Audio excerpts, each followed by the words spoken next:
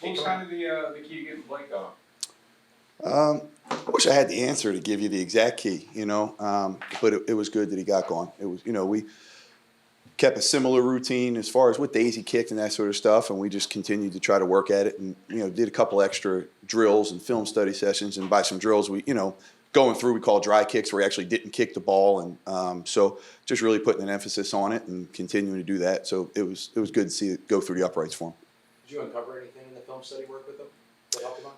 Yeah, I think that, there's when he was walking the ball off when the ball was in certain areas, and we're just talking about like a couple inches that we thought that, we just needed to maybe be more consistent with, and how he kind of drew his line, and whether the ball was on the right or the left hash, like the angle that may change. And we're just talking a little bit. So I think it was productive for him, and, continuing to work at it. And so it's always good and positive reinforcement, like when you're really working your butt off at something and then you go see the results. So I was happy for him. I'm happy for us. We needed that, and hopefully continue that going forward. And where did the idea of kind of blacking out the video screen come in? I don't know. I don't have an answer for you on that one. What was anything like related to how they're kind of like legislating like the spots, like being more, I don't know, thinking about like how where they're spotting the ball at? Yeah, I think a little bit, and I think a little bit of that, and that's kind of what we worked on, is like when the ball is always snapped from the line, where his footwork and where he walks it off and everything was the same. And now when it was kind of like halfway in between, there was no physical line for where he was putting his foot. So that was part of the things that we worked on, and the dry runs and stuff like that, of just making that part become consistent for us. What's your evaluation of the punting game so far? It feels like Kai's been a little up and down, maybe. Yeah, I think that's a great evaluation of it. There's been some up and down, and it's like with any young players, we want more ups than downs. So like the first one in the game, he mishits it, and that obviously that wasn't a good punt or what we were trying to do there. We missed an opportunity to pin them inside the 10 and make them go the long way. But I thought he responded well with the next one and of where he was putting it, and gave us some good hang time. And that returner's a really good returner, so it was good that he had a good punt directionally, got some hang time, and our guys really had the ability, and they went and covered their butts off. So that was good to see. When you have that first punt like that, is that as simple as it?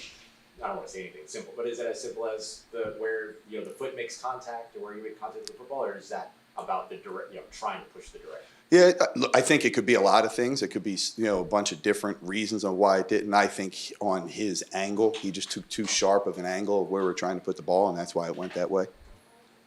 There's anecdotally at least, I feel like Soldier Field is kind of known for being a tough place for kickers, especially. Is there any sort of rankings in your own personal view of this? Is just tough places to kick the ball and turf and all that? Yeah, I've never thought of it as far as just rankings. To me, it's more about the conditions than it is the stadium. Yeah. So it could be any stadium, depending on how windy it is, or is it raining, and what's the field surface like, could play into it. So those sorts of things that you just have to work through, and that's the life of being a punter or a kicker in this league, is when you have to go play different places and you don't get to control what the weather's going to be like. And so we just have to take advantage of it, embrace the opportunity, and go perform in it. Fortunately, we have some grass fields here that we're able to do, and you're able to do some wet ball drills and stuff like that to prepare for weather if it is raining throughout the game. But we're looking forward to the challenge. Maybe a dumb question: is there some uniformity to the two grass playing surfaces? I mean, grass down here is different than grass in the Midwest. Yeah, I honestly, I don't think it's a silly question. I think there's a lot of validity to that. And I think the different types of grass really affect not only the specialists, but I think it affects the player's shoe wear that they want to wear. Is it what type of screw-in cleats? Most of the time you really don't want to wear moldeds on grass, and then depending on what the surface is like, how big are the screw-in cleats? Because as we tell the guys, even in all the meetings, in all positions, it's not okay to slip. So we have to make sure that we get out there early, we test our footwork and make sure that that's good. And if it isn't good enough, then we need to go with a longer screw-in cleat. But slipping or falling, it's not acceptable. It's not an excuse. We can't have that.